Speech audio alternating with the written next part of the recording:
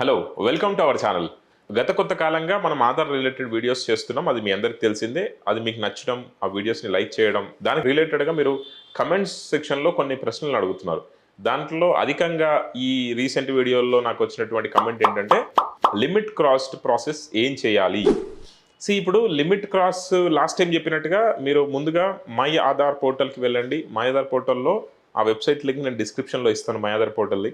My Aadhaar పోర్టల్కి వెళ్ళి మీరు login అవ్వండి. మీ ఆధార్ నెంబర్ ఇవ్వండి, లాగిన్ అవ్వండి. వన్స్ మీరు లాగిన్ అయిన తర్వాత అడ్రస్ అప్డేట్ అనే సెక్షన్కి వెళ్తే మీకు అక్కడ నేమ్కి ఎన్ని లిమిట్స్ ఉన్నాయి అండ్ డేట్ ఆఫ్ బర్త్కి ఎన్ని లిమిట్స్ ఉన్నాయి అనేది మీకు చూసుకోవచ్చు. యాజ్ యూ నో, నేమ్కి 2 లిమిట్స్ ఉంటాయి అండ్ డేట్ ఆఫ్ బర్త్కి ఒక లిమిట్ మాత్రమే ఉంటుంది. అంటే ఫస్ట్ టైం ఆధార్ కార్డు దిగిన తర్వాత వాళ్ళ యొక్క పుట్టిన తేదీని, డేట్ ఆఫ్ బర్త్ని ఒకసారి మాత్రమే మార్చుకోవడానికి అవకాశం ఉంది. ఇక నేమ్ని 2 సార్లు మార్చుకోవచ్చు. ఇప్పుడు కొంతమందికి తెలుసో తెలియకనో ఇంతకుముందు గైడ్లైన్స్ పైన అవేర్నెస్ లేకపోవడం వల్ల ఆ లిమిట్స్ని యూజ్ చేసుకున్నారు. ఇప్పుడు మళ్ళీ నేమ్ చేంజ్ చేయాలంటే ఎట్లా? ఇది చాలా ఇంపార్టెంట్ విషయము, చాలా పెద్ద టాపిక్.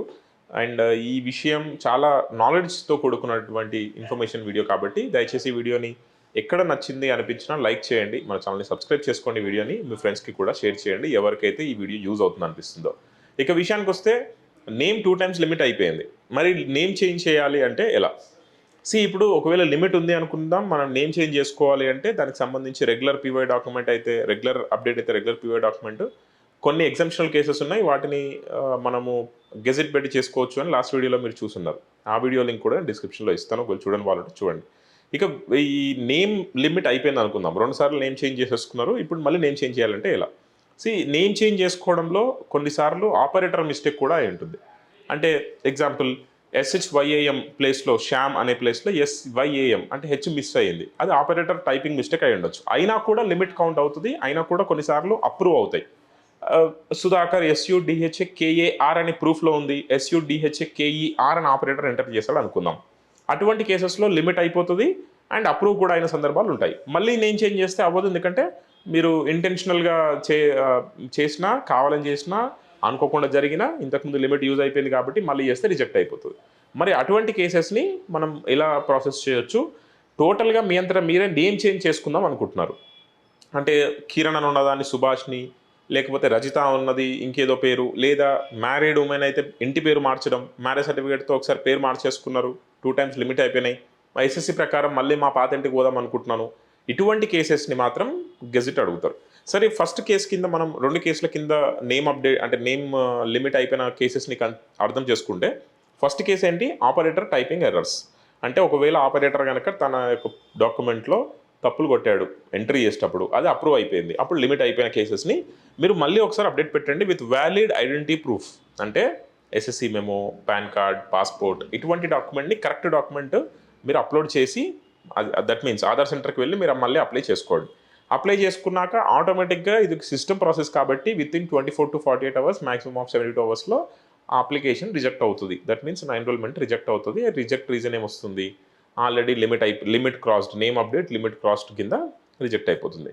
అప్పుడు ఏం చేయాలి అంటే, మీరు రిజెక్ట్ అయినటువంటి ఆ ఎన్రోల్మెంట్ రిసిప్ట్, మీ యొక్క ఆధార్ ప్రజెంట్ ఏ పేరు అయితే ఉందో ఆధార్ కాపీ, మీరు ఏదైతే ప్రూఫ్ పెట్టారో ఆ ప్రూఫ్, దాంతోపాటు ఒక letter to the regional office UIDA Hyderabad, మీరు ఆంధ్రప్రదేశ్ తెలంగాణ కాబట్టి UIDA regional office Hyderabad, subject name change limit crossed, matter కింద my name is so and so, my father name is so and so, I have updated my Aadhaar card on so and so date, that is rejected due to so and so reason. ఎందుకు reject అయింది అంటే limit crossed, and earlier I have made name update. అదే ఇంతకుముందు నేను తెలుగులో అయితే నేను ఇంతకుముందు పేరు మార్చుకున్నప్పుడు ఆపరేటర్ మిస్టేక్ వల్ల ఇలా జరిగింది, నేను పెట్టిన ప్రూఫ్లో కరెక్ట్ పేరే ఉంది కానీ నా ఆధార్ కార్డులో తప్పు వచ్చింది, కాబట్టి ఇది చేయండి అని చెప్పి మీ యొక్క ఎన్రోల్మెంట్ అంటే రిజెక్ట్ అయిన enrolment receipt, Aadhaar card copy, మీరు ఏదైతే ప్రూఫ్ పెడుతున్నారో ఆ ప్రూఫ్ అండ్ ఈ లెటర్, ఈ 4 తీసుకొని UIDA regional office Ameerpet Swarna Jayanti complex 6th floor, ఇక్కడికి వెళ్ళి మీరు మాన్యువల్గా ఈ అప్లికేషన్ని సబ్మిట్ చేయొచ్చు.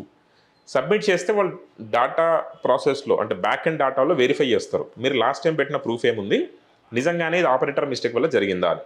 ఒకవేళ నిజంగానే కనుక ఆపరేటర్ మిస్టేక్ వల్ల మీ పేరు మారి ఇప్పుడు మీరు కరెక్ట్ ప్రూఫ్ పెడితే డెఫినెట్గా సింపుల్గా అయిపోతుంది. దానికోసం ఎక్కువ కష్టపడాల్సిన అవసరం లేదు. రీజనల్ ఆఫీస్కి వెళ్ళి సబ్మిట్ చేస్తే 90 days అని UIDA వాళ్ళు చాలా మందికి చెప్పినట్టు నేను విన్నాను. సో 90 రోజుల నుంచి 120 రోజుల్లోపు ఎప్పుడైనా అవ్వచ్చు. మినిమం అయితే 3 నెలలు మీరు ఫిక్స్ అవ్వండి, 3 నెలల్లో అయిపోతుంది.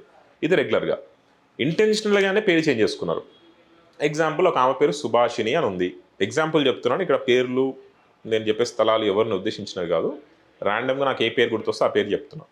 ఇక్కడ ఒక అమ్మాయి పేరు సుభాషిణి అని ఉంది. ఆమె ఏం చేసింది, ఆమె సుభాషిణి దగ్గర నుంచి ఇంటి పేరు లేదని చెప్పి ఫస్ట్ ఏం చేసింది, ఎస్ఎస్సి మెమో ప్రకారం పి సుభాషిణికి మార్చుకుంది. ఎస్ఎస్సి మెమోలో పెట్టింది పి సుభాషిణికి మార్చుకుంది. కొద్ది రోజుల కింద ఆమె పెళ్ళి అయింది. మ్యారేజ్ అయిపోయిన తర్వాత ఆమె పేరుని పి సుభాషిణి దగ్గర నుంచి బి సుభాషిణికి మార్చుకుంది. అంటే పూర్తి పేరుకి బి అంటే ఏంటో బాంబే అనుకుందాం, బాంబే సుభాషిణికి మార్చుకుంది. అంటే ఫస్ట్ టైం ఆమె పేరు ఆధార్ కార్డులో సుభాషిణి ఉంది. రెండోసారి మారినప్పుడు అది కాస్త పి సుభాషిణి అంటే ఒక లిమిట్ అయిపోయింది. ఆ పి సుభాషిణి మ్యారేజ్ అయిన తర్వాత మ్యారేజ్ సర్టిఫికేట్ పెట్టి బి సుభాషిణికి మార్చుకుంది కాబట్టి రెండో లిమిట్ కూడా అయిపోయింది.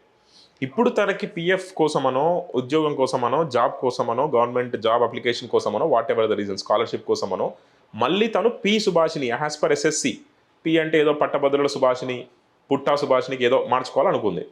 దానికోసం అప్లై చేస్తే లిమిట్ లేదు కాబట్టి రిజెక్ట్ అయింది. ఈ కేసెస్ని మాత్రం యుఐడిఐ వాళ్ళు వెరిఫై చేస్తారు. దానికోసం సేమ్ రిజెక్ట్ అయిన రిసిప్ట్, మీ యొక్క ఐడెంటిటీ ప్రూఫ్, ఆధార్ కార్డ్ తీసుకొని రీజనల్ ఆఫీస్కి వెళ్తే రీజనల్ ఆఫీస్ వాళ్ళు చెక్ చేస్తారు అది నిజంగానే నార్మల్గా అప్డేట్ అవుతుందా, అంటే రెగ్యులర్ పీవై డాక్యుమెంట్ కిందనే అవుతుందని. ఒకవేళ రెగ్యులర్ పీవై డాక్యుమెంట్ కింద అవ్వకపోతే దానికోసం మీరు గెజిట్ తీసుకోవాలి. నేమ్ చేంజ్ సర్టిఫికేట్ గుర్తుపెట్టుకోండి. మ్యారేజ్ సర్టిఫికేట్ ఎలాగైతే నేమ్ చేంజ్ సర్టిఫికేటో, ఒక పేరు నుండి ఇంకో పేరుకు మారడానికి SSC memo, voter ID card, pan card పని చేయదు. లిమిట్ ఉన్నప్పటికీ పనిచేయదు. లాస్ట్ వీడియోలో నేను చెప్పాను ఇది. సో రెగ్యులర్ పీవై డాక్యుమెంట్కి, ఎగ్జామ్షనల్ కేసెస్ కింద గెజిట్కి ఎలా మనం డిఫరెన్షియేట్ చేయాలి, ఏ కేసెస్ని రెగ్యులర్ పీవై చేస్తారు, ఏ కేసెస్ని గెజిట్ అడుగుతారు. సో ఇప్పుడు ఈమె ఫస్ట్ ఒకసారి సుభాషిణి నుంచి పి సుభాషినికి వచ్చింది, పి సుభాషిని నుంచి బి సుభాషినికి పోయింది, 2 లిమిట్స్ అయిపోయినాయి.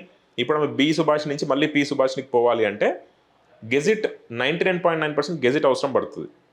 గెజిట్ ఓల్డ్ ఐడి ప్రూఫ్ పెట్టి మళ్ళీ మీరు అప్డేట్ పెట్టుకొని డెఫినెట్గా లిమిట్ లేదు కాబట్టి అది రిజెక్ట్ అయిపోతుంది. రిజెక్ట్ అయిన తర్వాత గెజిట్ కాపీని and Aadhaar card, old ID proof, అంటే ఏదైతే బి సుభాష్ని పేరుతో ఉందో ఆ old ID proof and gazette copy, ఈ డాక్యుమెంట్స్ తీసుకొని రీజనల్ ఆఫీస్లో సబ్మిట్ చేయాలి. అప్పుడే అది అప్డేట్ అవుతుంది. ఆపరేటర్ మిస్టేక్ వల్ల జరిగి ఉంటే రెగ్యులర్ పీవై సరిపోతుంది.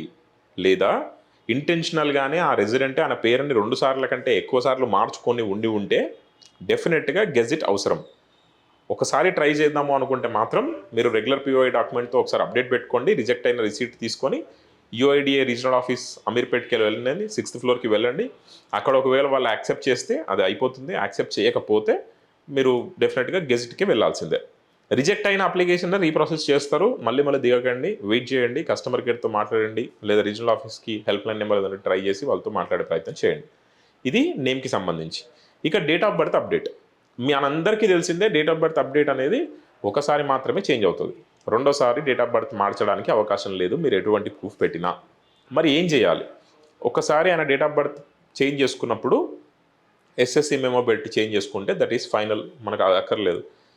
ఇంతకుముందు బిఫోర్ 2020 ఇంత డాక్యుమెంట్ వెరిఫికేషన్ లేదు, పాన్ కార్డ్ లాంటి డాక్యుమెంట్ని కూడా పెట్టి డేట్ ఆఫ్ బర్త్ చేంజ్ అయ్యాయి కాబట్టి అప్పుడెప్పుడో పాన్ కార్డ్ పెట్టి డేట్ ఆఫ్ బర్త్ చేంజ్ చేసుకున్నాడు. కానీ యాక్చువల్గా రికార్డ్స్లో ఎస్ఎస్సి మెమోలో బర్త్ సర్టిఫికేట్లో వేరేగా ఉంది. అటువంటి సందర్భాల్లో ఏం చేయాలి అంటే బర్త్ సర్టిఫికేట్ డిక్లరేషన్ పెట్టి ఆధార్ సెంటర్లో ఆ డిక్లరేషన్ ఫామ్ ఎలా ఫిల్ చేయాలి అనేది నేను ఇంకొక వీడియోలో మీకు ఎక్స్ప్లెయిన్ చేస్తాను. బికాజ్ నేను చెప్తుంటే అర్థం కాదు, అది చూపిస్తేనే అర్థం అవుతుంది. కాబట్టి ఈ బర్త్ లిమిట్ అయిపోయినది డిక్లరేషన్ ఫామ్ ఎలా ఫిల్ చేయాలి అనేది నేను చెప్తాను. బట్ కావాల్సిన డాక్యుమెంట్స్ ఏంటి? మీ యొక్క ఎన్రోల్మెంట్ సెంటర్కి వెళ్ళండి, బర్త్ సర్టిఫికేట్ పెట్టి అండ్ అలానే ఈ ఎగ్జామ్షనల్ కేసెస్ కింద మీరు చేయాల్సినటువంటి డిక్లరేషన్ ఫామ్ ఫిల్ చేసి declaration form and birth certificate 2 కూడా ఎన్రోల్మెంట్ సెంటర్లో ఇచ్చి అప్డేట్ చేసుకోండి. అది రిజెక్ట్ అవుతుంది. రిజెక్ట్ అయిన తర్వాత మీ యొక్క బర్త్ సర్టిఫికేట్, ఆధార్ కార్డ్, ఒకవేళ ఎస్ఎస్సి మెమో ఉంటే SSC memo and along with that మీ యొక్క రిజెక్ట్ అయిన రిసిప్ట్, బర్త్ సర్టిఫికేట్, ఈ డాక్యుమెంట్స్ తీసుకొని వెళ్ళి రీజనల్ ఆఫీస్లో సబ్మిట్ చేయాలి. సేమ్ ప్రాసెస్, అది కూడా 3 months మినిమం టైం, 3 months పైనే టైం పడుతుంది. సో అప్పటి వరకు వెయిట్ చేయాల్సిందే.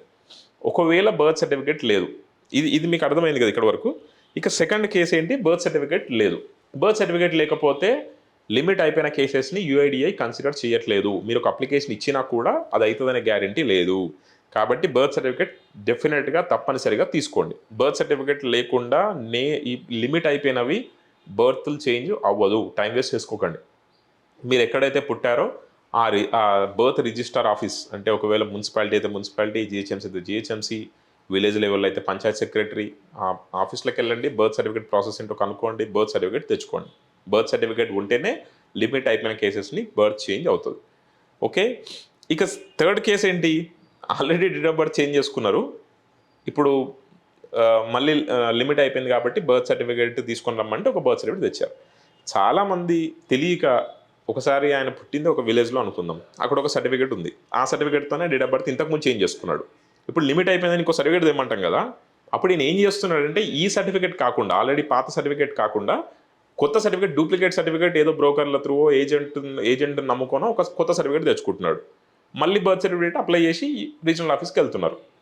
One of the biggest scam, biggest fraud, and మీ పైన క్రిమినల్ కేసులు కూడా అయితే ఇటువంటి తప్పులు చేస్తే. ఒక వ్యక్తికి ఒకటే బర్త్ సర్టిఫికేట్ ఉంటుంది ప్రపంచంలో ఎక్కడైనా. ఒక వ్యక్తి పుట్టినప్పుడు, లెట్స్ హైదరాబాద్లో పుట్టినప్పుడు ఆయన మిర్యాలగూడలో మళ్ళీ ఎట్లా పుడతాడు? మిర్యాలగూడ పుట్టిండు అనుకోండి, హైదరాబాద్లో మళ్ళీ ఎట్లా పుట్టాడు కదా. కాబట్టి ఒకసారి ఒక బర్త్ సర్టిఫికేట్ వచ్చిన తర్వాత మీ అవసరాల కోసము ఇంకొక బర్త్ సర్టిఫికేట్ని సృష్టించడం అనేది చట్టరీత్యా నేరం. అదొక క్రిమినల్ కేసు అవుతుంది మీ మీద. కాబట్టి డూప్లికేట్ బర్త్ సర్టిఫికేట్లు చేయించుకోవాలనో, ఒకసారి ఆల్రెడీ మీరు హాస్పిటల్లో పుట్టిన తర్వాత ఒక బర్త్ సర్టిఫికేట్ ఉన్న తర్వాత ఇంకో రిజిస్టర్ అంటే ఇంకొక మున్సిపల్ ఆఫీస్కి పోయో, లేదా జిహెచ్ఎంసీలో పుడితే విలేజ్లకు పోయో, నేను ఇంట్లో పుట్టినట్టుగా డిక్లరేషన్ ఇచ్చి ఇంకో బర్త్ సర్టిఫికేట్ చేయించుకుంటే అయిపోతుంది కదా అంటే అంత ఈజీ కాదు. ఎందుకు అంటే ఆధార్ కార్డులో మీరు అప్లోడ్ చేసే ప్రతి డాక్యుమెంటు వాళ్ళ డేటాబేస్లో, ఆధార్ డేటాబేస్లో రికార్డ్ అయి ఉంటుంది. అంటే ఎగ్జాంపుల్ 2014లో ఒకసారి మీరు డేట్ ఆఫ్ బర్త్ చేంజ్ చేసుకున్నారు. ఆ 2014లో డేట్ ఆఫ్ బర్త్ చేంజ్ చేసేటప్పుడు ఏం చేశారు అంటే బర్త్ సర్టిఫికేట్ మీరు పుట్టినప్పుడు తీసుకున్నటువంటి బర్త్ సర్టిఫికేట్ అప్లోడ్ చేసేసారు. ఇప్పుడు ఏదో మీ అవసరం కోసమో వాట్ ఎవర్ ద రీజన్ మీకు ఉండేటువంటి పర్సనల్ ఇష్యూస్ వల్ల మీరు డేట్ ఆఫ్ బర్త్ చేంజ్ చేయాలి.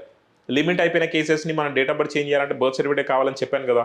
అందుకని చెప్పి చాలామంది ఏం చేస్తారు, నేను ఇంట్లో పుట్టినట్టుగా ఒక నోటరీ చేయించి అఫిడవిట్ చేయించేసి ఒక అప్లికేషన్ రాసేసి అది మీరు ఎంఆర్ఓకి సబ్మిట్ చేస్తారు, ఎంఆర్ఓ సర్టిఫికేట్ ఇచ్చేస్తాడు, ప్రొసీడింగ్ వస్తుంది, ఆడియో ప్రొసీడింగ్, ఆ తర్వాత సర్టిఫికేట్ వస్తుంది. మళ్ళీ ఆధార్ కార్డ్ కోసం మీరు సెకండ్ టైం తీసుకున్న బర్త్ సర్టిఫికేట్ పెట్టి అప్లై చేశారనుకోండి, యూఐడిఐ దాన్ని నిర్దాక్షణీయంగా రిజెక్ట్ చేయడంతో పాటు కొన్ని కేసెస్లో మేము విన్నది వాళ్ళ మీద క్రిమినల్ కేసులు కూడా బుక్ చేస్తారు. ఎందుకు అంటే ఒక వ్యక్తికి 2 బర్త్ సర్టిఫికేట్లు ఉండడం అనేది పెద్ద పెద్ద పెద్ద పెద్ద చాలా పెద్ద తప్పు. ఇంతే కదా, సింపుల్ కదా. ఇంకో బర్త్ సర్టిఫికేట్ తీసుకోవడం, ఏజెంట్లను పట్టుకుంటే వస్తుంది, డబ్బులు ఇస్తే వస్తుంది, లేదా నేనే డిక్లరేషన్, సెల్ఫ్ డిక్లరేషను, నాకు ఎక్కడ బర్త్ సర్టిఫికేట్ లేదు, నేను ఇక్కడ పలానా ఏరియాలో పుట్టినా అని డిక్లరేషన్ ఇచ్చేసి అఫిడవిట్లో పెట్టి ఏదో టీసీ పెట్టేసి ఇచ్చేస్తారు కదా. ఇస్తారు, బాగానే ఉంది, ఆధార్ కార్డులో పనులు అవ్వవు, ఆ తర్వాత పెద్ద తలనొప్పి అవుతుంది. కాబట్టి చాలా జాగ్రత్తగా, మీకు ఒకవేళ బర్త్ సర్టిఫికేట్ లేకపోతే కనుక బర్త్ సర్టిఫికేట్ తీసుకోండి. బర్త్ సర్టిఫికేట్ ఉండి కూడా ఇంకోటి సెకండ్ బర్త్ సర్టిఫికేట్ అప్లై చేయడం అనేది మాత్రం చాలా డేంజరస్ థింగ్, మీరు చేస్తున్న తప్పు. కొంతమందికి యూఐడిఐ ద్వారా ఏం చెప్పారు కొంతమందికి అంటే, ఈ రెండిట్లలో ఏది కరెక్టో అది ఉంచుకొని ఇంకో సర్టిఫికేట్ని క్యాన్సిల్ చేసుకొని వస్తే అప్పుడు ఆధార్ కార్డులో కరెక్షన్ చేస్తున్నారని నేను విన్నాను. కాబట్టి ఇటువంటి ట్రాప్స్లో పడకండి. ఎవరో చెప్పే ఇన్ఫర్మేషన్ని నమ్మి మీరు మీ లైఫ్ని రిస్క్ చేసుకోకండి. Aadhaar is not so easy గురు. లాస్ట్ టైం నేను చెప్పినట్టుగా వన్ ఆఫ్ ద స్ట్రాంగ్ డాక్యుమెంట్గా ఆధార్ మారబోతుంది. ఏదో ఊరికే అలా రాసేస్తే వచ్చే రోజులు పోయినాయి. If in case operator mistake ఉంది అంటే దాన్ని యూఐడిఐ రీజనల్ ఆఫీస్లో మీరు వెళ్ళి ఒక లెటర్ ఇచ్చి నేను చెప్పినట్టుగా డాక్యుమెంట్ సబ్మిట్ చేస్తే రెక్టిఫై అవుతుంది. కానీ ఇంటెన్షనల్గా మీరే రెండు బర్త్ సర్టిఫికేట్లు పెట్టి అక్కడ ఒకసారి పుట్టినట్టుగా ఇక్కడ ఒకసారి పుట్టినట్టుగా సర్టిఫికేట్లు తెస్తా అంటే మాత్రం అది అవని పని. సో యాజ్ అ సైడ్ మళ్ళీ ఒకసారి మీకు చిన్న రివ్యూ లాగా చెప్తున్నాను. నేమ్ చేంజ్ చేయాలి అంటే ఆపరేటర్ మిస్టేక్ ఉంటే రెగ్యులర్ పిఓతో సరిపోతుంది. లిమిట్ అయిపోయిన కేసెస్ గురించి నేను చెప్తున్నాను, క్లియర్గా గుర్తుపెట్టుకోండి. ఈ వీడియోలో పూర్తిగా నేను చెప్పింది లిమిట్ ఎక్సీడెడ్ కేసెస్. ఒకవేళ లిమిట్ అయిపోతే నేమ్ చేంజ్ చేయాలనుకుంటే మీరు ఆపరేటర్ మిస్టేక్ ఉంటే రెగ్యులర్ పిఓఐ డాక్యుమెంట్ తీసుకొని రీజనల్ ఆఫీస్లో సబ్మిట్ చేస్తే సరిపోతుంది. లిమిట్ అయిపోయిన కేసెస్ ఒకవేళ మీ ఇంటెన్షనల్గా మీరే ఇంతకుముందు 2 సార్లు కంటే ఎక్కువ పేర్లు చేంజ్ చేసుకుంటే తప్పనిసరిగా గెజిట్ అవసరం. డేట్ ఆఫ్ బర్త్ ఒకవేళ చేంజ్ చేయాలి అనుకుంటే లిమిట్ అయిపోయిన కేసెస్లో డేట్ ఆఫ్ బర్త్ చేంజ్ చేయాలి అనుకుంటే డెఫినెట్గా there is only one option, birth certificate. ఇంతకుముందు బర్త్ సర్టిఫికేట్ లేకపోతే మీరు బర్త్ సర్టిఫికేట్ అప్లై చేసుకోండి. ఉంటే ఆ birth certificate and declaration upload చేసి మీరు రిజెక్ట్ అయిన receipt, Aadhaar card, birth certificate and declaration, ఎస్ఎస్ఎంఏమో అండ్ ఇంకేదైనా ఎవిడెన్షియల్ ప్రూఫ్ ఉంటే ఎవిడెన్షియల్ ప్రూఫ్ తీసుకెళ్ళి యూఐడిఐ రీజనల్ ఆఫీస్లో సబ్మిట్ చేస్తే within 3 months to 5 months time పట్టొచ్చు. Depends on the process, because అక్కడ చాలా అప్లికేషన్లు వస్తున్నాయి. అండ్ ఈ ప్రాసెస్ అంతా మీకు అర్థమైంది అనుకుంటున్నాను. ఒకవేళ దూరం నుండి వచ్చే వాళ్ళు ఎవరైనా ఉండే రీజనల్ ఆఫీస్కి రావడం కష్టం అనుకుంటే మీరు గూగుల్కి వెళ్ళి regional office UIDAI RO Hyderabad అని సెర్చ్ చేస్తే అడ్రస్ వస్తుంది. ఆ అడ్రస్కి మీరు రిజిస్టర్డ్ పోస్ట్ కూడా చేయొచ్చు. రిజిస్టర్డ్ పోస్ట్ చేసినంత మాత్రాన పనులు అయిపోతాయి ఇక మనం కూర్చోవచ్చు అనుకుంటే అది అవ్వదు. రెగ్యులర్ ఫాలోఅప్ చేస్తూ ఉండండి. యూఐడిఏ వెబ్సైట్లో హెల్ప్కి సంబంధించిన మొబైల్ నెంబర్ అదే టెలిఫోన్ నెంబర్ 1947, అలాగే హెల్ప్కి సంబంధించినటువంటి ఈమెయిల్ ఐడి ఉంటుంది. వాళ్ళకి మెయిల్ చేయడం ద్వారా మీకు ఒక సీక్వెన్స్ నెంబర్ వస్తుంది. స్టేటస్ ఏదైనా ఉంటే తెలియడానికి అవకాశం ఉంటుంది. ఈ వీడియో మీకు ఇన్ఫర్మేటివ్గా అనిపిస్తే దయచేసి ఈ వీడియోని లైక్ చేయండి, మన ఛానల్ని సబ్స్క్రైబ్ చేసుకోండి. ఈ వీడియోలో ఏదైనా డౌట్ ఉన్నా, మరొక ఆధార్ రిలేటెడ్ ఏదైనా డౌట్ ఉన్నా మీరు కమెంట్ సెక్షన్లో నన్ను అడగొచ్చు. అండ్ ఈ వీడియో ఎవరికైనా ఇంపార్టెంట్ అనిపిస్తే దయచేసి వాళ్ళకి షేర్ చేయండి. Thank you.